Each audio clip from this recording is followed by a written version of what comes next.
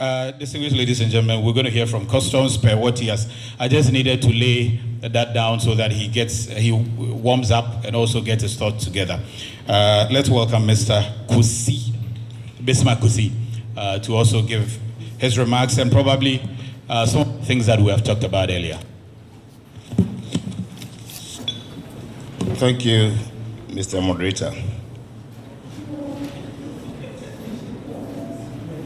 And good morning to everyone. Let me start by apologizing to all of us for coming in late. Roughly about some 15-20 minutes ago, I was working when I was whisked to report here for a meeting. Apparently, I think the Deputy Commissioner of Operations should have been in this meeting, but he's also equally occupied somewhere. So, honestly, since it's about customs operations, so we'll all put our heads together and discuss and try to find amicable solutions to the issues. So, having mentioned that, probably what I'll be doing is to, in a way, respond to some of your questions, and then try and see whether I'll be able to give you the required answers. But at this moment, since I've been hearing of CTN, I believe CTN is the main issue. Starting with CTN, and later on in the second session, we'll do paperless. And you have 5 minutes for this. So it includes the state of CTN now, and then maybe the responses as well. Okay, so without belaboring the point, I just want to say that CTN has taken off at the center. And we've started receiving applications, the necessary documents, the BLs, and we've been seeing CTN numbers on some of them, and we've started working with them. Just like any other new program which is introduced, we'll believe that as for the challenges, they'll be there, but we'll try our possible best to put things in order in the very near future. In responding to my friend Samson's issue about benchmark CTN transaction value, let's look at it this way. We are relying so much on CTN, details on CTN documents. That is what we are relying on now.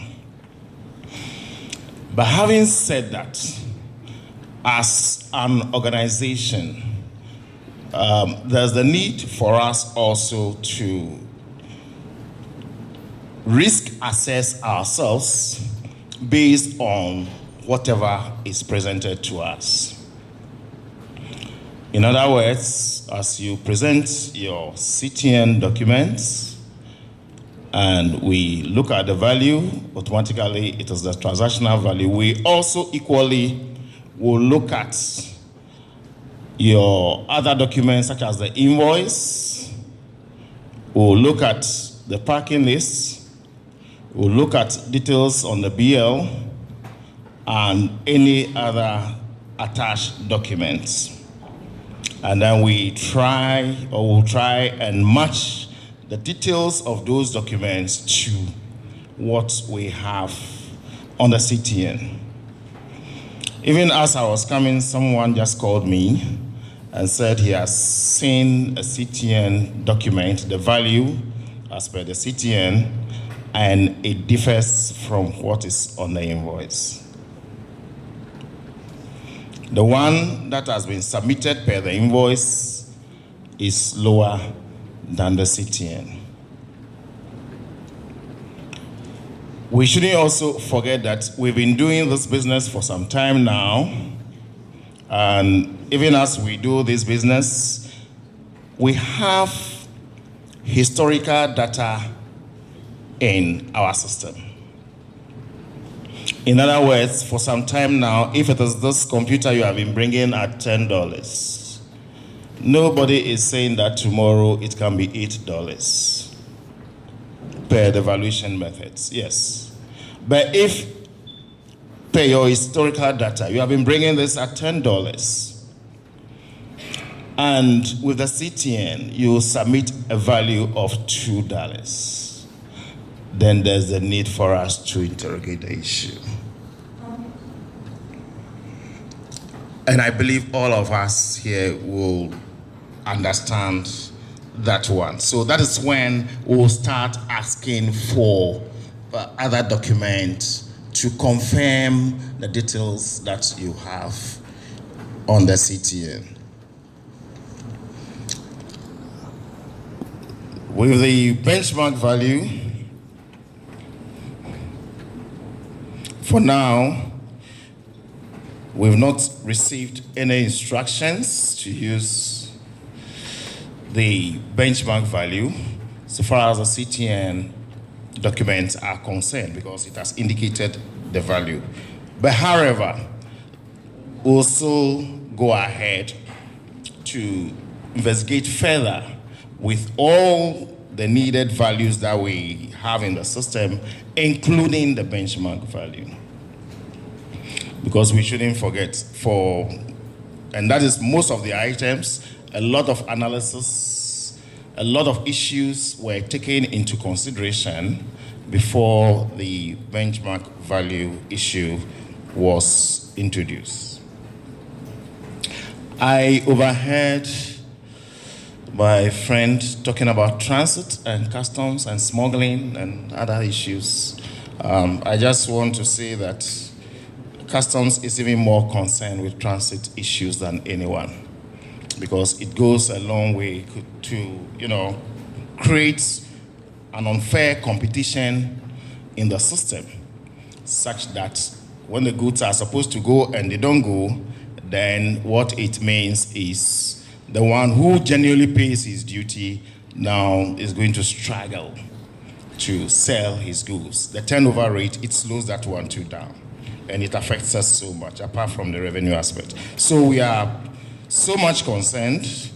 We still putting a lot of measures in place, some of which I cannot mention here, but I have attended some meetings here and elsewhere, and a lot of things. We've gone so far with transit issues. What we want to be doing, maybe if I may just mention one, is for a confirmation of the goods,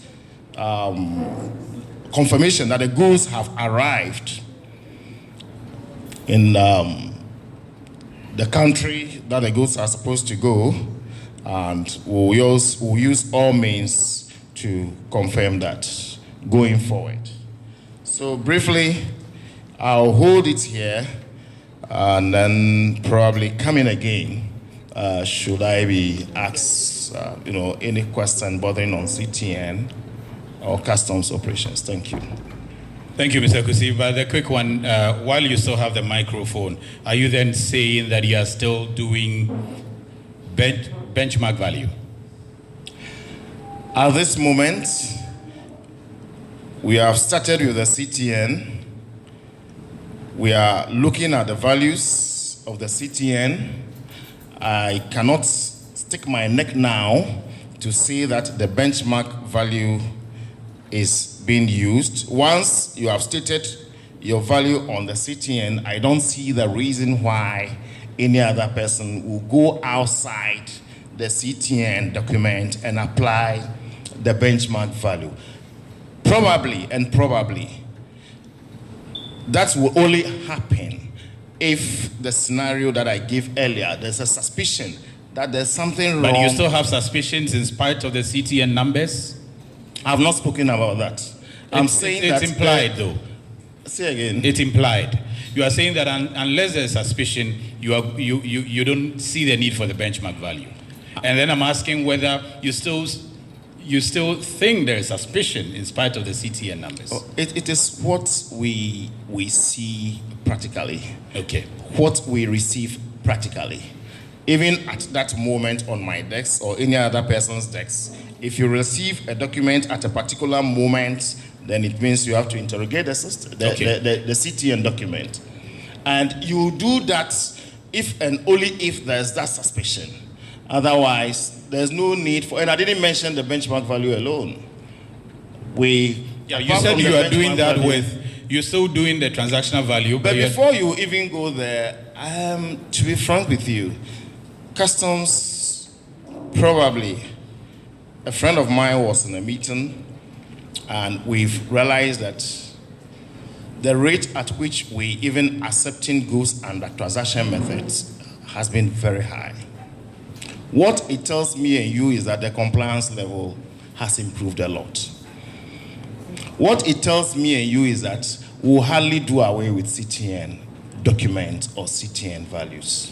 Are you talking about since you started CTN? You're saying the compliance value has improved a lot since you started? Not since we started, but over a period. Over a period, we go back to look at what we've been doing so far in terms of the green channels, in terms of the red channels, in terms of items that we have been accepting under transactional value. But it means that whichever value that you submitted, we have looked at it and we feel that is the right value, and so we've given you your value.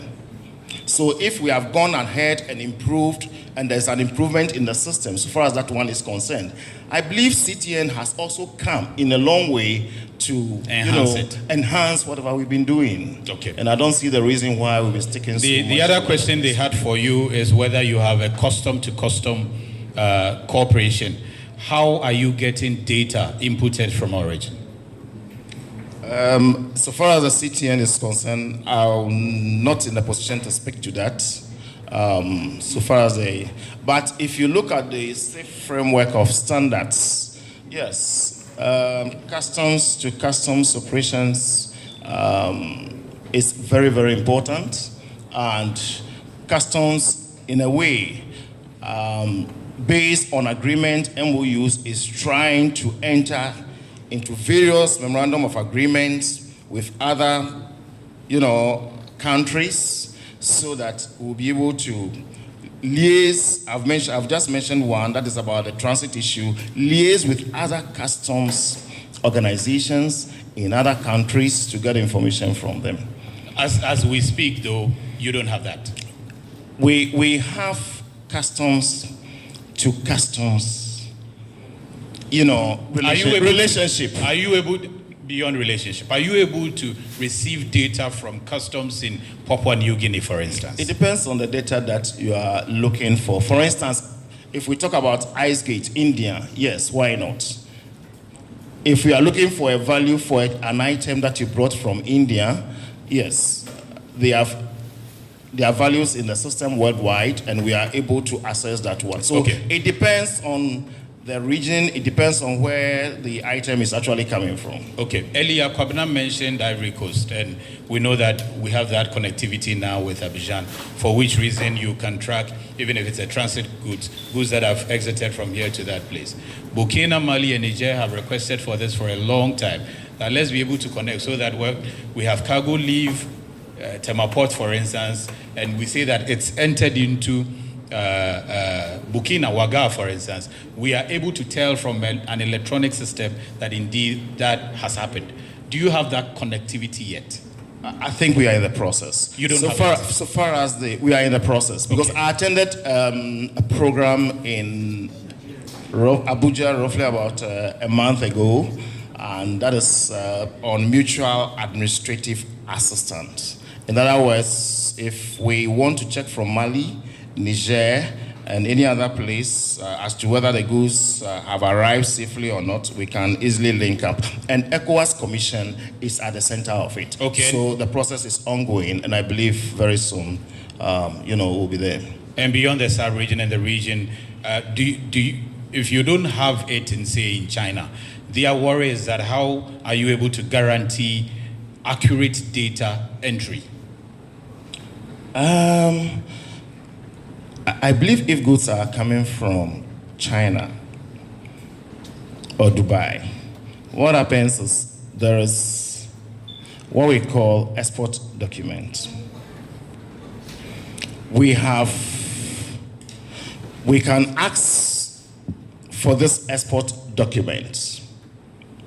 And once it is submitted to us... And you ask from who? You ask that from who?